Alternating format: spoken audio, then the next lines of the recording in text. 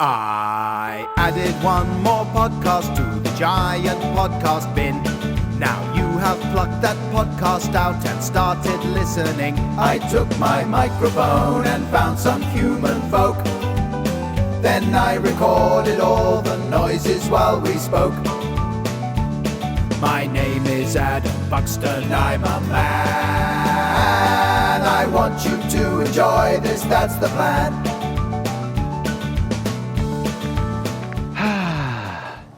Hey, how you doing, listeners? Adam Buxton here. Welcome to podcast 63B. It's a special bonus episode. Why is it a bonus, Buckles?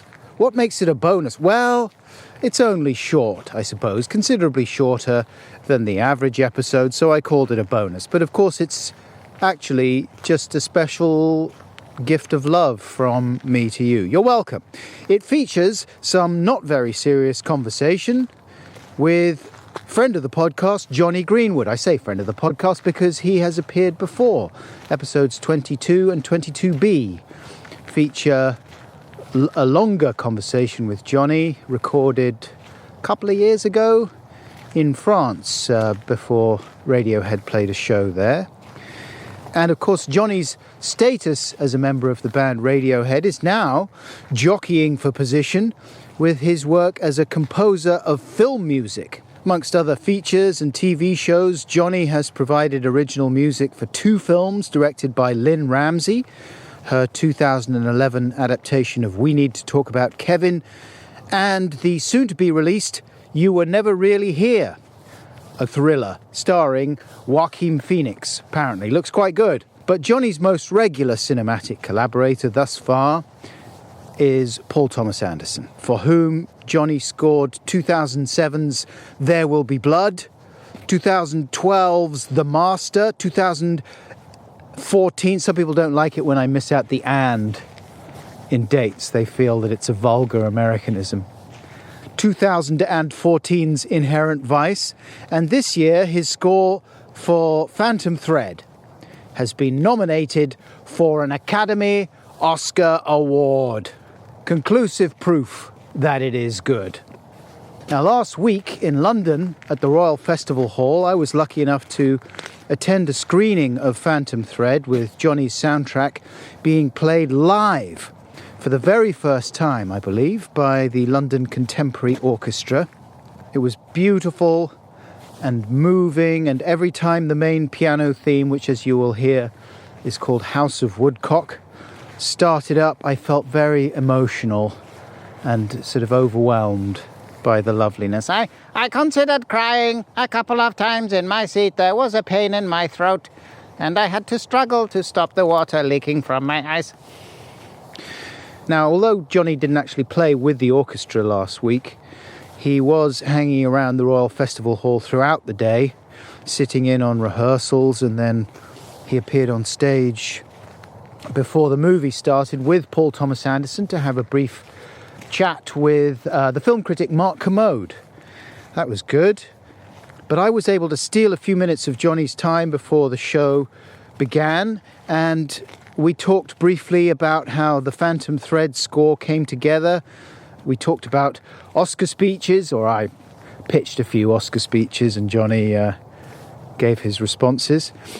And we talked briefly about a favourite band of mine and Jonny's, The Fall, whose lead singer Marquis Smith died a few weeks ago now. Now, I've had Jonny's Phantom Thread score going round and round my head ever since I first saw the film at a screening just before Christmas. And I guess I had this vague fantasy that if I was able to do a bit more podcasting with Jonny, I'd ask him to talk me through how he'd written some of it, what the actual process of coming up with that kind of music is.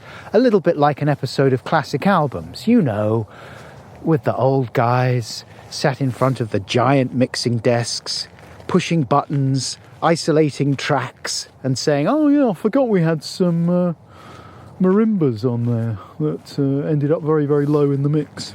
Anyway, you'll hear how that fantasy went down with Jonny very shortly. And I'll be back at the end for a little bit more toasty waffles. Here we go.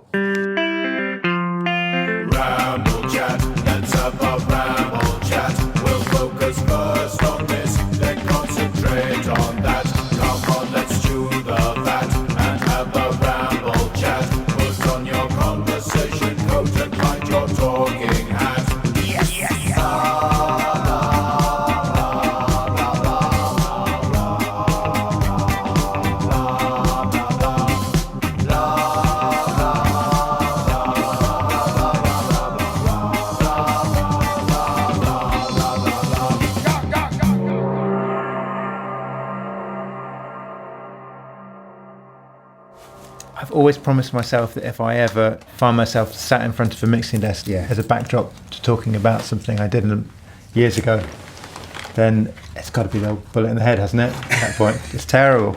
Why? Don't you watch those shows? No. But can't you appreciate the thrill that someone like a Steely Dan fan gets from seeing Donald Fagen pulling the faders down and listening to how those harmonies were woven? There's Michael McDonald. Listen how high he's singing. Yes, I mean, I suppose so, but it's just, you're not meant to see this stuff, are you? It's not what you want given out, so... Is that band policy as well? Is that Radiohead policy? Will you never do that kind of documentary? We would never do. I'd be amazed. We talk about doing... we loved the Genesis one that came out because they all are very friendly and optimistic and cheerful and getting on with each other. And one of them is a bit chippy and annoyed. So we often talk about doing a documentary where we're pretending to be really angry and bitter with each other. That's worse than the other option. Yes. It's something that's nice to talk about, but never do, I think. I don't like it when people do that. It's like either do it or don't do it. Don't do a parody of it. Yes. No, that's beyond us anyway, isn't it? But yeah, I can't see us. It's like David Byrne did that after Stop Making Sense. Did you ever see that footage of him? He's dressed in the big suit and they did a split screen thing. Right. I suppose Jonathan Demme must have set it up. Yeah. And it's him interviewing himself. So he's in drag on one side of the split screen, right, playing a kind of caricature of a interviewer, reporter. And then he's on the other side in his big square suit. Yeah. Kind of answering everything like a robot. Yeah. And so she's saying, why the big suit? Why did you make that decision? Well, the big suit is about kabuki. Also, I like the idea that it made my head real small. And so he can't bear to actually just do a straightforward job of answering these questions. And he is kind of answering them, but it's neither fish nor fowl. Having said all that, I saw it again the other day and it was quite good. So I've just undone everything I'd said. I mean, interviews are fine. It's more the sort of the form of the documentary. Yeah. The kind of archive footage cut with sort of talking heads describing, I don't know, makes my skin crawl. I don't know. Makes your skin crawl. How would you feel about like an Adam and Joe documentary? I'd love it. It would be great. No, of course. You're right. When it comes down to it, it's not something you necessarily want to do. But I do enjoy watching other people's ones. And we had that problem when we released a DVD, an Adam and Joe DVD. One of the most exciting things about it for me was that we were going to do DVD commentaries. Hooray! Yeah. Look, we've got a DVD. We're so important. We're going to talk about all the things we did and thought and where all these great jokes came from. So we sat down and did commentaries for pretty much anything on the disc. There was 4 compilations representing each series. We never used it because it was dog shit. Why?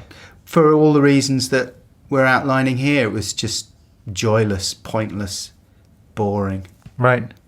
I think we could have done it a different way, but to us there didn't seem to be a good way of doing it. Well, then a lot of the process of making records and TV shows is joyless and pointless and boring, and you don't want to really revisit it. You've got the kind of the end product that really worked. Yeah, I'm coming round to that. So, can you set the scene for us a little bit, Jonny? Yes, Adam.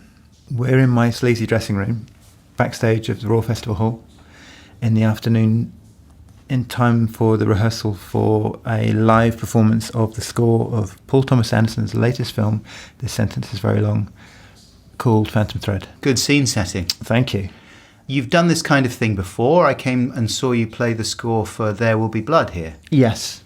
Yep, it's become a pattern. In fact, when we started this whole process of writing music for the film, I was trying to push the idea that we write it in order to be performed a lot.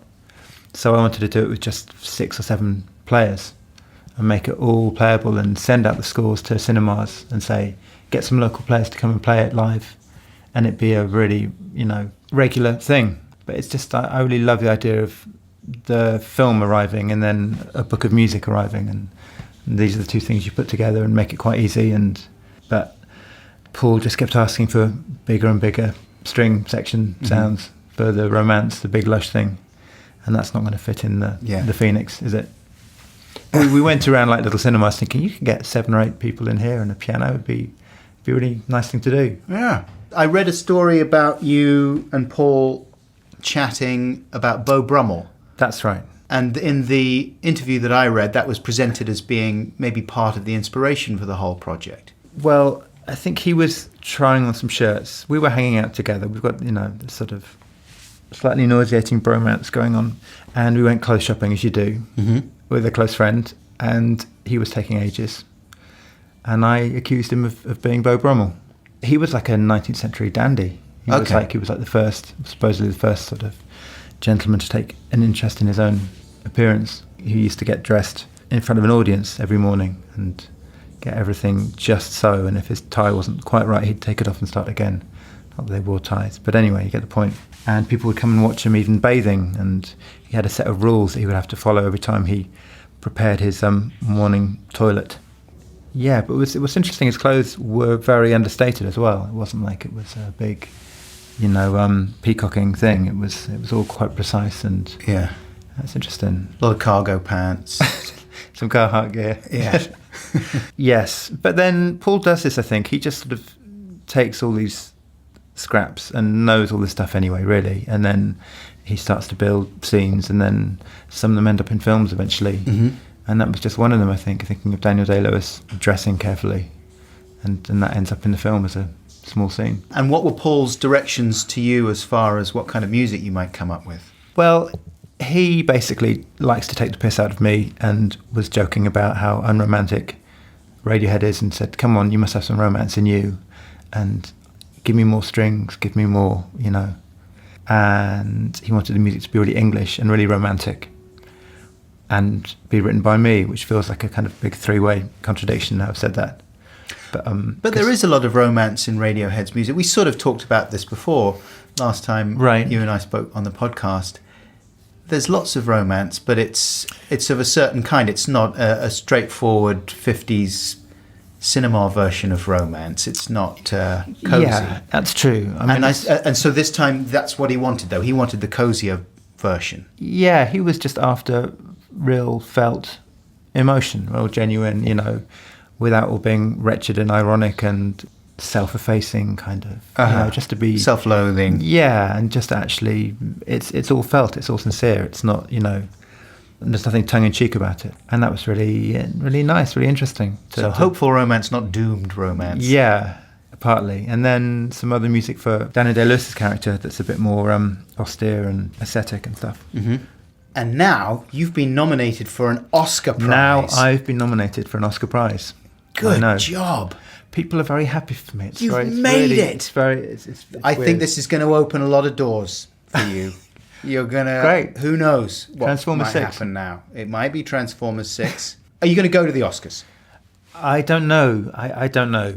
I started thinking that... What does your wife think? She thinks it's quite ridiculous.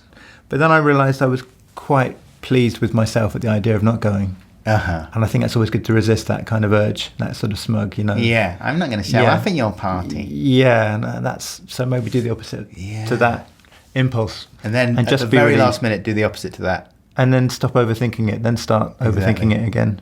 Everyone overthinks it though, don't they? They must do. Well, like I said, Paul, no one wants to see a sweaty version of me shambling around, looking embarrassed. And he said, of course they do. It'll be hilarious. Yeah, they love it. So amusing Paul, I think, is the main goal. Whatever, entertains him. Is he going to go? Yeah, I think so. He's really... He lives in Hollywood. That would be very perverse for him not to go. It's easy. Yeah, and he's got so many nominations for this film, and I'm really excited for him. I mean, he did everything. It's good when you get to the end of the film and it says written and produced by one person and directed by just... I think that's always an amazing sign. I know, someone's up themselves. Yeah, and he even filmed it as well. So that's, It's all about him. Should be recognised. Him. Right up himself. If you win, though, I'm just saying... Yes. Yeah. I'm here for you, speech-wise. Perfect. And I've got a few options. Option 1, okay, short and sweet. I'd like to thank God, my family, Adam Buxton. This is amazing, thanks, that kind of thing. Option 2, long and sweet, yep, but quite self-indulgent. Okay. when I was 5, I saw a toy keyboard in a shop, Right. and it was my dream ever since then. Blah, blah, blah. You go on for 10 minutes, they start playing the music, the host comes over, puts his arm around you and tries to Still talking. get you off stage. Option 3. Yeah. Use the speech as a platform to rant about your favourite political cause. Good idea. That would be good. Yeah. So, why does it take BT so long to sort out my broadband issues? I'm a business You've got to customer. let that go. You're still... Adam, really? Option 4 for your Oscar speech. Right. Incredibly bitter. I like that. Good, yeah. And you just blaming everyone. You blame No one to thank, but a few people I want to bring down. You are the only person that created your luck. That teacher at school who told you to keep never be practicing. anything. Yeah. Fuck you, Mr. Hopkins Smithberg. Try sticking this Oscar up your bum. Practice doing that. All I right. think it'll go straight up as well, I'm thinking. I don't know. I'm thinking of just pointing at myself, widening my eyes and nodding slowly. Mm-hmm. I think that could work. That's good. Not talking, just... This guy. Kind of look at this guy. And then you could do a sort of mic drop with the Oscar. Yeah. Just drop the Oscar. Could do that, you see. Come on. Kanye would do that.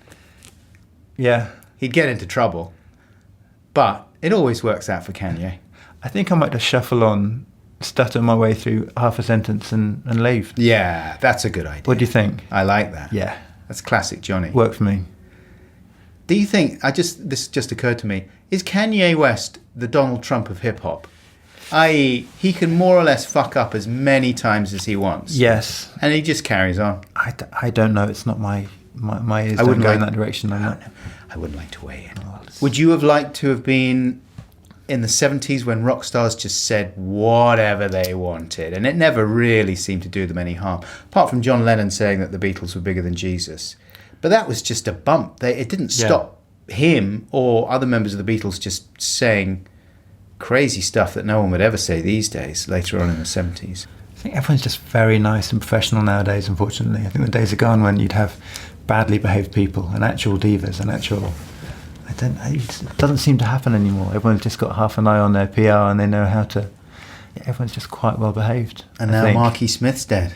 I know Marky Smith. I know, that's that crazy. Talk about... And he was really one of that generation that didn't give a shit. Exactly. Genuinely didn't give a fuck. Yeah. And if you have the urge, you can find lots of outrageous, unpalatable things that he's said and done. For sure. Over the years. I remember John Peel often having to sort of say, amazing music. I wish he didn't say some of the things he says. Yeah, that's right. His voice was completely the voice of my teenage years, Yeah. more than any other singer, or easily. It's like when I think of myself, my bedroom, it's Marky Smith talking, ranting through something completely. What were the records you were listening to? Ben Sinister, Curious Orange. I mean, the first gig I went to was seeing them and the Curious Orange tour, Brixie Smith, that kind of era. It was amazing. It kind of blew my mind. I remember when you talked about, when you got that Pixies record. I know a bit too much about your life just from listening to podcasts. So, but anyway, when you got that first Pixies record and you took it back because it blew your mind a bit. I had the same thing with seeing The Fall live, where I saw half the concert and I'd never seen a gig before. It was the first time.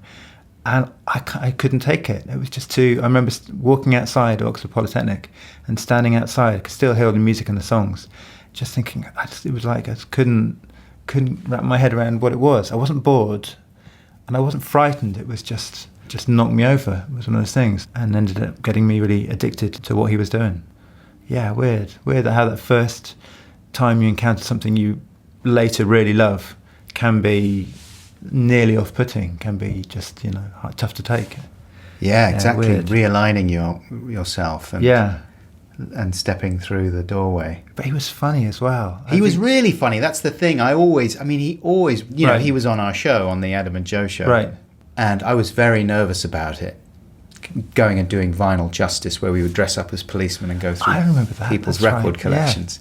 And he didn't want to do it in Manchester. Right. He wanted to do it when he was next in London, which suited us. So I had to pretend that my flat where I was living in East London was his. And he brought along a carrier bag full of records and we stuffed them in with mine. And we'd been told by his record company rep guy who came along with him that we should buy a bottle of vodka and that would be good. So that's what we did, and he polished it off. Actually, both of them did. The record company guy got pretty wasted as well, sat in the corner in his black suit. But Mark Smith smoked a lot of ciggies, drank most of the vodka, and was good fun, quite, as you would think, quite cantankerous, quite physical, pushed us around, bashed us around, in a slightly theatrical way, but it was a bit edgy. It was all a bit rougher than you would hope. It was so stressful, and then he went over and sat on Joe. Like Joe kind of folded over on the sofa, and Mark sort of positioned himself, sat on top of him as if he was sitting on a throne. Yeah. And then put the plastic bag that he bought his records in, put that over Joe's head, and then just started hitting it, like quite slowly and pathetically, but insistently, just hitting it and smoking his ciggy, and then sort of brandishing his ciggy like, look at me, I'm sat on a public schoolboy throne and I'm hitting it. It was good. And then he stopped talking. I think maybe he just thought, what am I doing here? I'm not really into this. This is stupid. Then he goes, how much are we being paid? We're like, well, we hadn't arranged a fee. We don't usually pay people for these things. I don't know. I mean, how much do you want? £200. It's very specific. So I just ran out and across the square with my cash point card and got 200 quid out and ran back in my policeman uniform. Handed him the cash. Yeah. And then he seemed a little chastened, like he was a bit embarrassed that he'd actually asked us to go and get him some cash. And then he was really nice, and he sort of softened and mellowed. He's a funny man, really funny. Yeah, strange guy. If you think about Dr. Buck's Letter. Dr. Buck's Letter. Being such a funny song, and also really bleak and like must be, sort of. Anyway, it's really interesting, very interesting man. Yeah. And someone who you couldn't even begin to deal with how politically incorrect he was. It's like, where do you start? Yeah. So people didn't really bother. He was such an outlier in that way. It was impossible to know what to, like, he was someone who was totally unapologetic, abuser of alcohol, and all these things you're not supposed to do, you're supposed to be ashamed of, all these subjects you're supposed to tiptoe around, not weigh in on, and he just didn't give a shit. Do you know Extricate, that record? Yeah. It's really good. Bill is Dead, really amazing music. Used to play that over and over again when we were on our first few tours. Extricate? Yeah, I was obsessed with that. Yeah, it's really good. What is on that one? Birmingham School of Business School. Starts. Is that Extricate? I think so. Or is that Code Selfish? That's Code Selfish. It's Code Selfish. Which I really love. That's the one that got me into them. That's amazing. And that's got free range on it as well. Amazing. Wow, yeah. That's right, because I went to when we recorded Pablo Honey, the engineer was really impressed with me, I think, because he thought I was, finally a well-taught musician. It was how he was treated, because the way I was, nerdily talking about recorders or whatever. And then one morning I came in with my Extricate t-shirt on, and he said, we've had the full recording here, and he wouldn't talk to me after that, because he said Mark E. Smith he was writing lyrics down on the back of a fag packet. They're nothing, they're not a real band. And I was like, no, that's the real band. The real band. Music, yeah, completely. So, wow, yeah, wore that t-shirt to pieces. Anyway, The Fall. The Fall. The tea is going out. The interruption is staying right here with me. The first thing is called...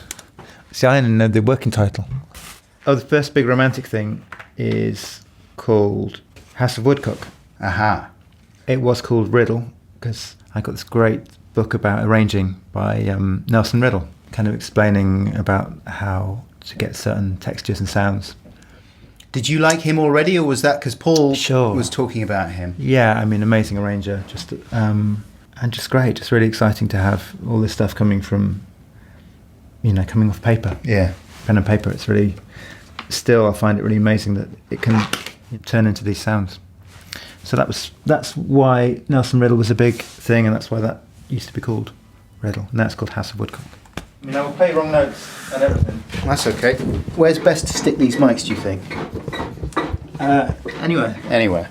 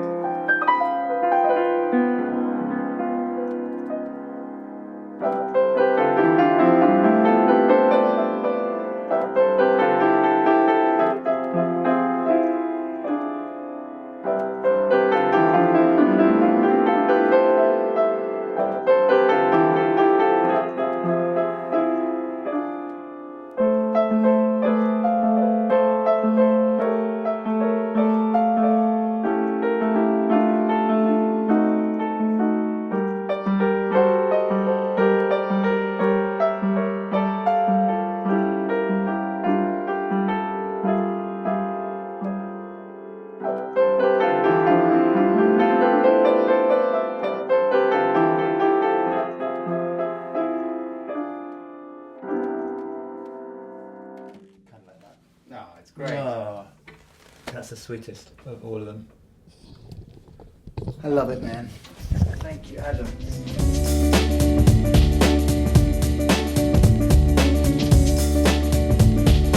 Wait.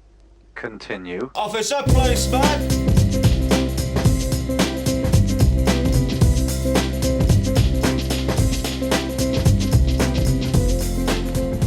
Hey, welcome back, Podcats. Jonny Greenwood there, playing you a short blast from his score from the Phantom Thread on the upright piano in his dressing room at the Royal Festival Hall. And I wish, obviously, that he'd played a lot more, but he had a rehearsal to get to, and I think he probably found it slightly embarrassing, as it was just me and him in the small dressing room. And for him to sit down and start playing in front of just one other person who he knows is a bit of a super nerd fan must be quite weird. But I made it clear to him that if he ever wants me to do the voice of Messi Monster from Messi Goes to Okido, the kids' TV show that I voice, either for his children or for him, I will be more than happy to oblige. So I think it's a fair deal. Before I forget, I'm going to say thanks very much to Seamus Murphy-Mitchell for his production support. Thanks to Erica Frauman for sorting out tickets to the Royal Festival Hall. And thanks most especially to Jonny for making time for me and humouring my stupid bullshit. I'm out here on my regular walk out in Norfolk, and it is now getting dark. It's 5:45 in the evening, and it's cold. At least it's getting lighter, though. Every day there's a little bit more daylight, and before you know it, it'll be spring. Hooray!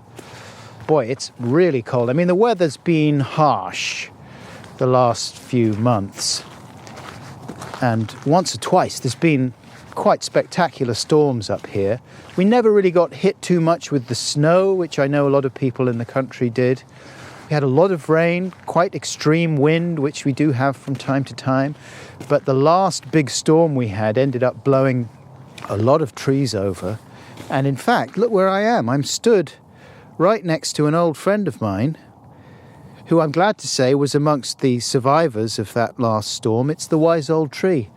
How are you, wise old tree? Yeah, not that good. Right. Well, I'm sure it was pretty unpleasant being buffeted by those storms a few weeks back. Yeah, it was quite a big one. Now I'm just standing here surrounded by the twisted corpses of my friends. And every now and again a bloke with a chainsaw turns up and chops them into pieces. It's like I'm in a cross between Saving Private Ryan and Texas Chainsaw Massacre because of all the chainsaws and the corpses. Yes. Still, I suppose it's some consolation that their lives go on in some way. How's that? Well, I mean, the wood won't go to waste, will it? It'll keep someone nice and cosy by the fire, or, I don't know, make a lovely chair or a chopping board. Are you fucking joking? So it'd be all right if I say, oh yeah, you know your recently deceased relative, you should cheer someone up by burning their corpse in front of them. Or why not use their skull as a fucking sweetie jar? You could rig up a little speaker so every time someone opens it, the jaw moves and it says, step away from the sweetie jar. Is that what you mean? Well, no, I mean, I do think there's a difference between trees and people. Oh, right. You're one of those, are you? Very nice. No, look, I'm sorry if I'm being insensitive. Oh, I can tell. Apart from that, though, I mean, how's everything? Yeah, not bad. A couple of squirrels moved in the other day. Seemed quite nice. One of them shagged a bird. But, you know, live and let live. That's what I say, as long as the bird's okay with it. Okay. Listen, I'm going to walk away now because I think Rosie is getting cold. So, take care of yourself, wise old tree. I'll think about it. All right. Rosie! Rosie, come on, let's head back. It's freezing. My hand's going to drop off. I'm Yuri Andropov. Take care, listeners. Till next time, I love you. Bye!